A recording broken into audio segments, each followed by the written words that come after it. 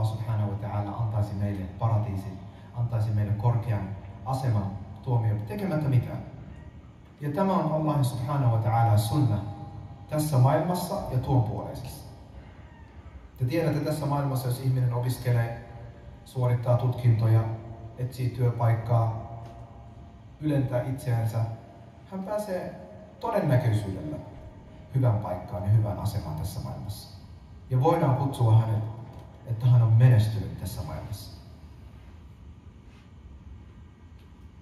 Voidaan kutsua hänet, että hän on menestynyt tässä. Minkä takia? Koska hän on rakentanut omaa polkuaan. Pienestä lähtien.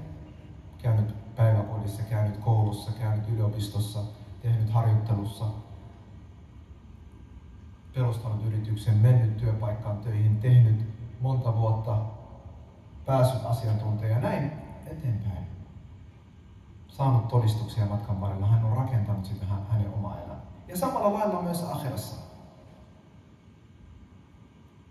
Jos ihminen ei rakenna hänen akhiraa, miten hän voi edes unelmoida paratiisista? Jos hän just rukoilee tai just muistaa Allahia subhanahu wa ta'ala, ei herää rukouksiin, ei muista Allahia subhanahu wa ta'ala, ei resitoi Korania, ei maksa almuja, ei tee hajj, ei ole armollinen hänen vanhemmilleen, ei tee kaikki asioita, mitä Allah subhanahu wa ta'ala on meitä käskenyt ja pyytänyt. Miten hän voi uskoa, että hän pääsee? Sen takia tarvitaan muutos. Ja kun ihminen tekee muutoksen, hän pääsee perille. Aina muista kysyä itseltäsi, mihin olet menossa. Ja ketä sinä palvelet tässä maailmassa. Ja kuka on sinun luojasi. Muista nämä asiat.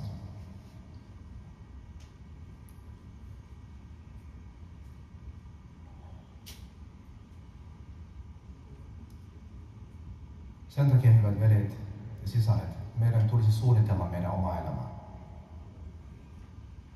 Meidän tulisi suunnitella meidän omaa elämää. Allah subhanahu wa ta'ala on kertonut, man amila salihan min dhakarin aw untha wa huwa mu'minun falanuhyiyannahu hayatan tayyibah. Ja mitä tämä salah pitää sisällään? Oppineet ovat sanoneet, että salah pitää sisällään kaiken, mikä vie sinut lähemmäksi Allahia subhanahu wa ta'ala. Ja profeetta sallallahu alaihi wasallam on kertonut meille, älä mitätöi hyvyydestä mitään. Vaikka se olisi, että viet pienen osan maasta toiseen, joka olisi häirinnyt ihmisiä.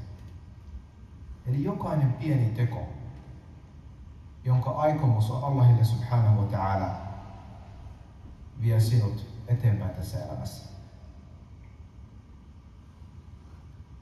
Kun olet tehnyt tämän asian, sinun tulisi järjestellä sinun aikaa. Varsinkin näin kesänä, kun meillä on todella paljon aikaa hyödyntää. Millä tavalla me järjestämme meidän aikaa? Profeetta sallallahu alaihi wasallam, te muistatte tämä hadith, jonka tarkoituksena oli, että oli 3 miestä, jotka menivät äärimmäisyyksiin. Allah subhanahu wa ta'ala sanoo, وَلَا تَنْسَ نَصِيبَكَ مِنَ الدُّنْيَا وَأَحْسِنْ كَمَا أَحْسَنَ اللَّهُ إِلَيْكِ وَلَا تَبْغِ الْفَسَادَ فِي الْأَرْضِ. Ja meidän uskonto on aina keskitietä. Me emme mene tähän äärimmäisyykseen, emmekä mene tähän äärimmäisyykseen. Se on aina keskitie. Ja te muistatte tämä hadith, kun 3 miestä, kun he kuulivat, kuinka profeetta sallallahu alaihi wasallam rukoili öisin, hatta tatavattar qadamaa, niinkin pitkälle, että profeetta sallallahu alaihi wasallam, hänen jalkapinnat olivat tosi kipuisia. Profeetta sallallahu alaihi wasallam hän rukoili öisin, monesti paastoi päivisin. Nälästä hän sitoi hänen vatsansa. Ei ole sen takia, että hän ei saisi ruokaa, vaan muistaen Allahia subhanahu wa ta'ala ja näyttäen meille esimerkkiä, että tämä elämä on ohimenevä. Ja kun nämä ihmiset kuulivat näitä tarinoita ja näitä asioita, he menivät todella äärimmäisyyksiin. Yksi heistä sanoi, että minä paastoan enkä koskaan tule syömään. Toinen heistä sanoi, että minä tulen rukoilemaan enkä koskaan mene nukkumaan. Ja kolmas sanoi, minä pidättäydyn naisista enkä koskaan mene naimisiin. Ja profeetta sallallahu alaihi wasallam, kun hän kuuli tämän, hän sanoi, että tämä ei ole minun uskonto. Hän meni naimisiin profeetta sallallahu alaihi wasallam. Hän söi ja paastoi, hän nukkui ja rukoili. Ja profeetta sallallahu alaihi wasallam sanoi, joka erkanee tästä minun tiestäni, hän ei ole seurannut minun sunnani. Joten meidän tulisi kategoroida meidän aikaa ja antaa jokaiselle asialle, mitä se ansaitsee. Wa'ti kulli dhi haqqin haqqah. Meidän vanhemmat tarvitsevat aikaa, meidän ystävät tarvitsevat aikaa, me itse tarvitsemme aikaa. Allahille subhanahu wa ta'ala on aikaa, moskealla on aikaa. Joten meidän tulisi suunnitella tätä meidän kesälomaa ja meidän vapaata aikaa niin, että me saamme siitä parhaan hyödyn. Meidän tulisi kehittyä ja meidän tulisi katsoa ylöspäin tätä elämää. Profeetta alaihi salatu wassalam on kertonut, inna Allaha yuhibbu ma'ali al-umur. Totisesti Allah subhanahu wa ta'ala rakastaa ma'ali al-umur. Ma'ali al-umur tarkoittaa asioita, jotka ovat todella korkealla. Ja profeetta sallallahu alaihi wasallam on sanonut, jos kysytte Allahilta subhanahu wa ta'ala paratiisi, kysykää firdaus al-a'la. Eli meidän tulisi aina tavoitella korkeampaa asemaa, mihin me voimme päästä. Ja tämä on uskovaisen luonne. Hän ei tyydy pieniin asioihin. Pääseekö hän näin korkean? Se on Allah subhanahu wa ta'ala luva. Mutta se on hänen tavoite. Ja kun katsot meitä tänä päivänä muslimeita, me tyydymme pieniin asioihin. Vaikka meillä olisi potentiaalia päästä korkeammalle ja korkeammalle ja korkeammalle. Mutta me tyydymme pieniin asioihin. Emme ole valmiita kehittymään ja menemään eteenpäin. Ja taistelemaan niiden kanssa, jotka ovat todella korkealla. Jokainen omassa liigassaan tai omassa ammatissaan. Jos opiskelemme Korania, olisimme parhaita niissä. Jos opiskelemme ja olemme lääketieteessä, olemme parhaita niissä. Mitä vaan teemme, yritämme olla parhaita ja päästä korkeammalle. Koska tämä on uskovaisen luonne. Kuten profeetta alaihi salatu wassalam on kertonut, inna Allaha yuhibbu ma'ali al-umur. Totisesti Allah subhanahu wa ta'ala rakastaa korkeita paikkoja. Wa yakrahu safsafaha. Allah subhanahu wa ta'ala ei pidä näistä mitätöistä asioista, näistä pienistä asioista. Ja tänä päivänä me muslimit, me kamppailemme näistä pienistä asioista. Jos on työpaikasta, jos on opiskelusta, jos on elämäntilanteesta. Me katsomme näitä pieniä asioita, emme edes mieti niitä korkeita paikkoja. Ja tämä on dhul, mitä me olemme itse tuoneet itsellemme. Olemme alentaneet itseämme. Koska Allah subhanahu wa ta'ala Koranissa on nostanut meitä. Mitä Allah subhanahu wa ta'ala on sanonut? Kuntum khayra ummatin ukhrijat linnas. Te olette parhaimmistoja, jotka ovat lähetetty ihmiskunnalle. Ta'muruna bil ma'ruf wa tanhauna 'anil munkar. Tu'minuna billah. Allah subhanahu wa ta'ala on ylistänyt meitä Koranissa ja sanonut kuntum khayra umma.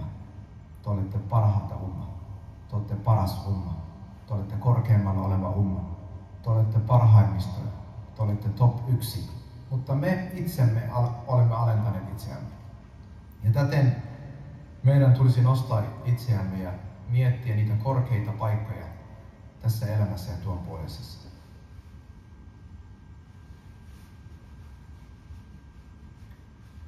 Joten hyvät veljet ja sisaret,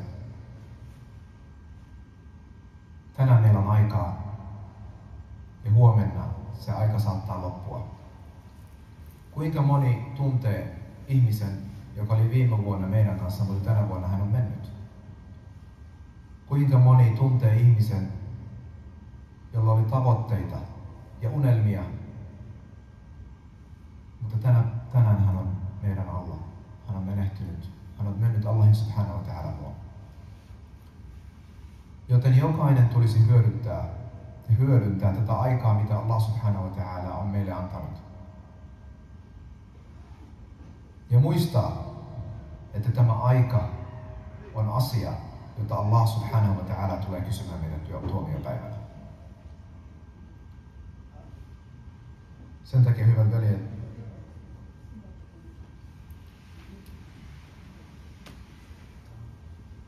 millä tavalla me voimme hyödyntää tätä kesää? Ensinnäkin, mitä voimme tehdä, on nostaa meidän iman. Koska kun ihminen nostaa hänen iman, hän kykenee tekemään asioita, mistä moni ihmettelee. Kun kuulette sahabat, mitä he tekivät, moni saattaa ajatella, että nämä ovat tarinoita. Mutta mikä on saattanut heidät tähän asemaan on se, että heillä oli korkealla heidän iman. Mistä voisimme aloittaa on Allahin subhanahu wa ta'ala kirjasta.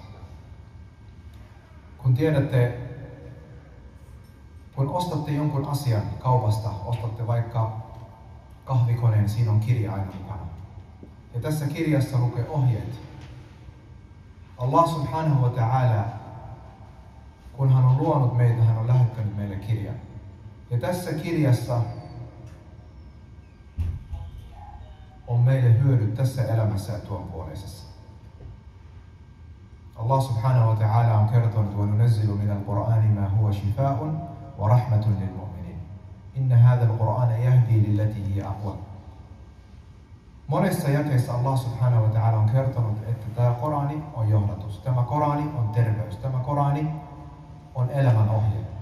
Joten aloittakaamme tästä kesästä muistamaan Allahin subhanahu wa ta'ala kirjaa. Opiskelemaan sitä. Oppimaan sitä. Koska sillä me pääsemme parhaimmistoon. Mitä profeetta alaihi salatu wassalam on kertonut? Khairukum man ta'allama al-Qur'ana wa 'allama. Yksinkertaisesti. Parhaimmisto ja paras teistä on se, joka opiskelee Korania ja opettaa sitä muille. Siitä ei pääse mihinkään. Se on parhaimmisto. Joten aloittakaamme siitä. Khairukum man ta'allama al-Qur'ana wa 'allama. Jokainen tehköön suunnitelma, kuinka paljon hän pystyy opiskelemaan tänä kesänä. Onko se 1 suura, onko se 2 suura, onko se 3 suura. Lukemaan, opiskelemaan, oppimaan ulkoa ja ymmärtämään sen tarkoituksen. Allah subhanahu wa ta'ala monesti kertoo meille Koranissa, afala ya'qilun, afala yatafakkarun. Miksi he eivät mietiskele? Miksi he eivät ymmärrä? Miksi he eivät resitoi? Joten auttakaamme siitä. Toinen, mitä voimme tehdä,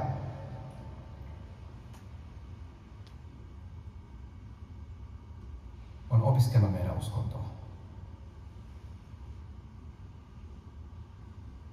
Te tiedätte, tänä päivänä jokaisella meillä on puhelin. Ja tästä puhelimesta voi päästä todella pitkälle, tietenkin käyttäen hyviä lähteitä. On paljon luentoja, on paljon kirjallisuutta, on paljon tietoa. Ja tämä tulee olemaan hujja meille tuomiopäivänä, kun meiltä kysytään. Te elitte aikaa, jolloin oli teknologiaa, jolloin tieto oli saatavilla. Millä tavalla te hyödynsitte tämän? Te tiedätte aikoja, jolloin oli Bukhari ja Muslim. He matkustelivat. He saattoivat matkustaa Irakista Shamiin tai Irakista Medinaan tai Mekkaan ainoastaan kuulemaan yhden hadithin, mitä profeetta sallallahu alaihi wasallam oli kertonut, jotta he saisivat nämä kirjallisuus, mitä meillä on tänä päivänä saatavilla, jotta he saisivat tätä kootusti kirjaa. He tekivät pitkiä matkoja ainoastaan tämän lähden kokoamiseksi. Mutta tänä päivänä yhdellä klikkauksella me pääsemme lukemaan kaikki, mitä he kirjoittivat ja kaikki, mitä he koostivat. Ja tämä tulee olemaan hujja meille. Allah subhanahu wa ta'ala tulee kysymään meitä. Mitä voimme tehdä on lisätä rukoukset. Tietenkin päivittäisten rukouksien jälkeen voimme tehdä nawafil. Ja tietenkin aloittaen rukouksilla. Pääkaupunkiseudulla tiedätte, on jokaisessa lähiössä, jokaisessa kaupunkiosassa on moskeja. Voimme mennä sinne rukoilemaan. Voimme osallistua aktiviteetteihin. Voimme osallistua luennoihin. Ja tiedätte, että Allah subhanahu wa ta'ala rakastaa hänen kotejaan. Ne on parhaita paikkoja. Ne on paikkoja, missä sydämet läppivät. Ja voit olla varma, että ne ihmiset, jotka käyvät siellä, ovat parhaimmistoja.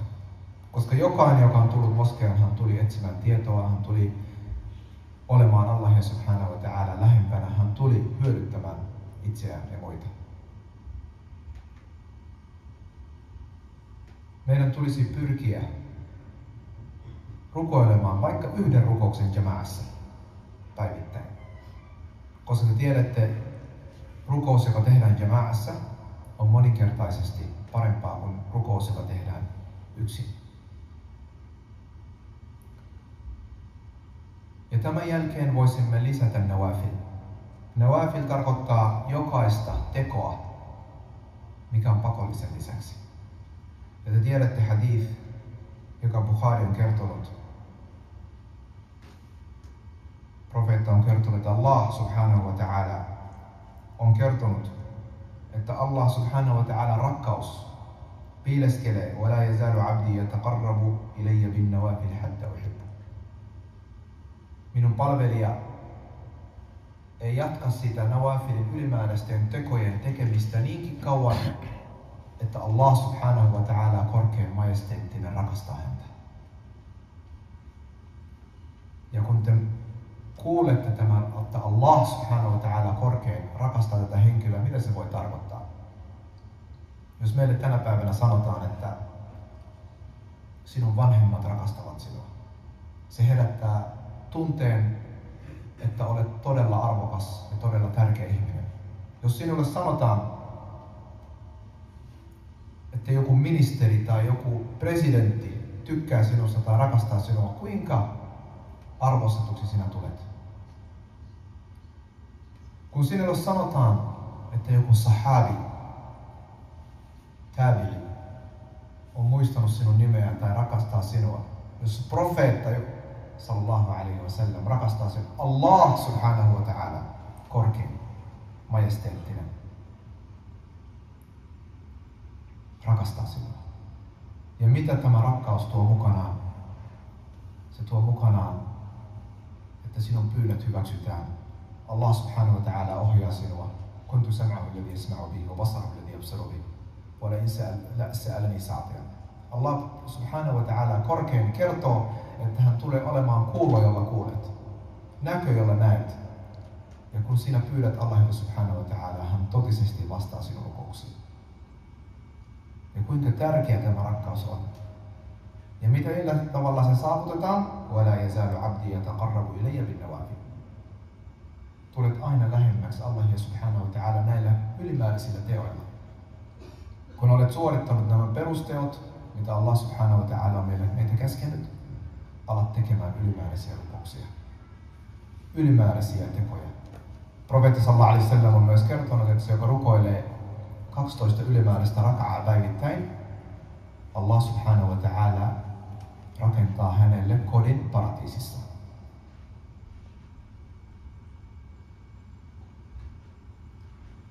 Mitä muuta me voimme tehdä? Voimme tehdä kutsua meidän läheisiä. Jokaisella on ystävä, joka olisi voinut tänään olla täällä meidän mukana. Jokaisella on perheenjäsen, joka on gaflassa tai hukassa. Allah subhanahu wa ta'ala sanoo, ud'u ila sabili rabbika bil hikmati wal maw'izati al hasana. Wa man ahsanu qawlan mimman da'a ila Allah wa 'amila salihan wa qala innani minal muslimin.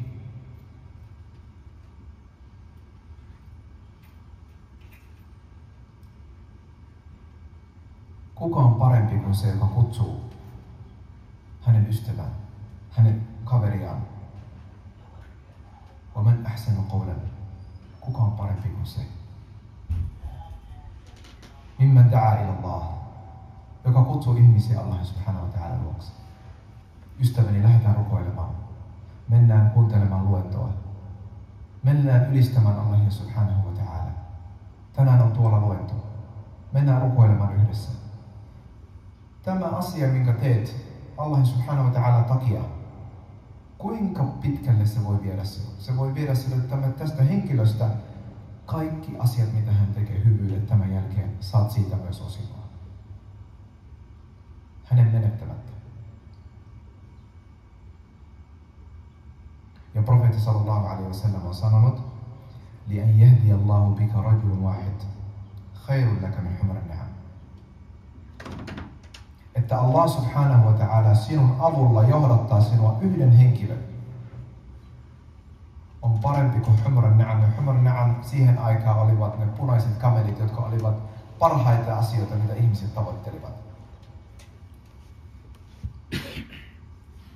Se tarkoittaa sitä, että sä olet saavuttanut parhaan asian, mitä tässä maailmassa voi saavuttaa. Ja yahdi Allahu bika rajulun wahid. Että Allah subhanahu wa ta'ala johdattaa sinun avulla yhdenkin ihmisen. Ja tämä johdatus voi olla johdatus ihmisen, joka ei ole muslimi, joka ei ole uskovainen, joka on kaukana uskonnosta. Tai se voi olla ihminen, joka on hukassa. Koska paljon ihmisiä, paljon nuoria, jotka ovat hukassa. He eivät tiedä elämän tarkoitusta. Heidän identiteetti on sekoittunut. He eivät tiedä, minkä takia he elävät, kuka on heidän luojansa, minkä takia he ovat tässä maailmassa, mihin he ovat menossa, mitä tapahtuu elämän jälkeen. He ovat hukassa, vaikka he ovat syntyneet muslimeina ja syntyneet islamilaisissa perheissä. Mutta elämän myötä heillä on tullut muutoksia ja he ovat hukassa. Jotta johdatan häntä, khairun laka min humrin ni'am. Mitä muuta voit tehdä on se, että käyt lähimmäisiä luona. Tänä päivänä me muslimit, jokaisella on kiireitä, jokainen elää yksin, hänellä on oma auto, oma työpaikka, omia kiireitä. Hän ei välitä muista. Hän ei välitä hänen isästä, hän ei välitä hänen äidistä, hän ei välitä hänen sedästä, tädistä. Hän välittää vain omasta elämästä. Ja tämä ei ole se, mitä Allah subhanahu wa ta'ala haluaa meitä. Bukhari ja Muslimissa on kerrottu hadith. Profeetta sallallahu alaihi wasallam on sanonut, man ahabba an yubsata lahu fi rizqi wa yus'aluhu fi athari falyasil rahimah. Se, joka toivoo, että hänelle tehdään baraka, hänen rizqa laajennetaan, hänen elinikä laajennetaan, hänen terveys laajennetaan, hänen elämään tulee baraka. Mitä hänen tulisi tehdä? Hänen tulisi tavata ja välittää hänen sukulaisistaan.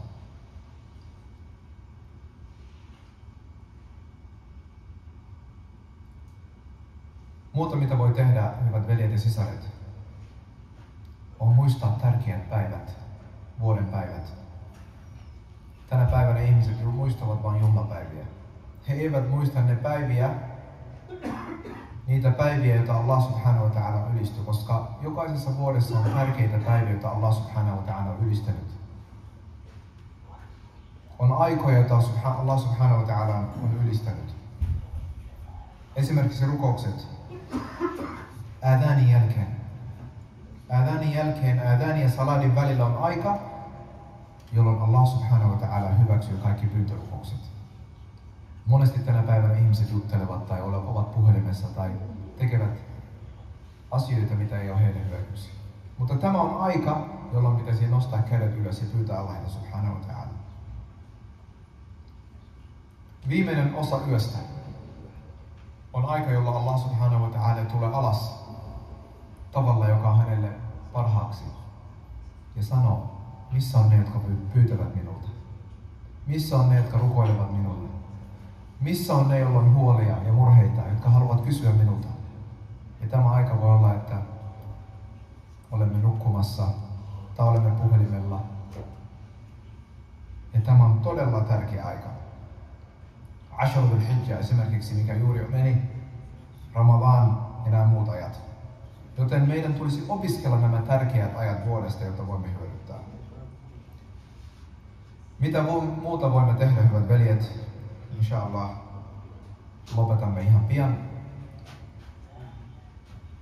Meidän tulisi, hyvät veljet, opetella tärkeitä asioita, jotka hyödyttävät meitä tässä elämässä ja tuonpuoleisessa. Tänä päivänä tiedätte, että teknologia on kehittynyt. Voit opiskella tärkeitä asioita ollessasi kotona. Puhelimella tai tietokoneella voit opiskella monenlaisia asioita, jotka hyödyttävät sinua maallisesti ja kehottavat sun elintasoa. Ja tämä seuraa sitä, että muslimin tulisi aina olla korkealla. Koska profeetta sallallahu alaihi wasallam on kertonut, al-yadul ulya khairun min yadis sufla. Antava käsi on parempi aina kuin ottava käsi. Ja meidän muslimien tulisi aina pyrkiä siihen, että me olemme ne, jotka antaa.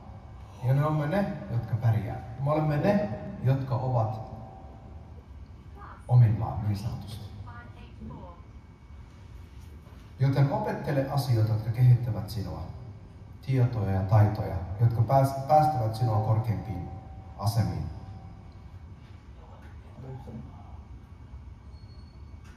Ja lopuksi, hyvät veljet, meidän tulisi muistaa, että tämä aika loppuu jonain päivänä.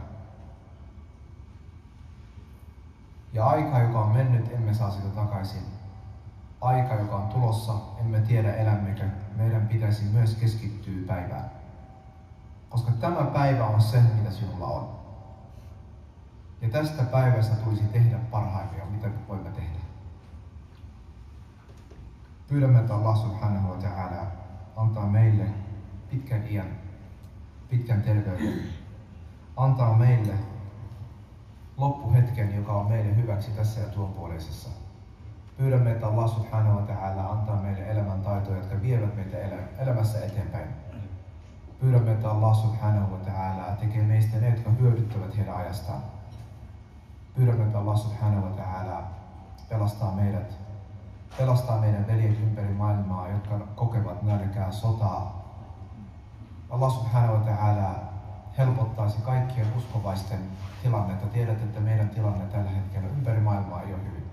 Että Allah subhanahu wa ta'ala nostaisi meidät vielä kerran tästä ja antaisi meidän nähdä aikoja, jolloin islam kukoistaa, jolloin islam nousee niinkin ylös, että jokainen on ylpeä olla sen tässä uskonnossa.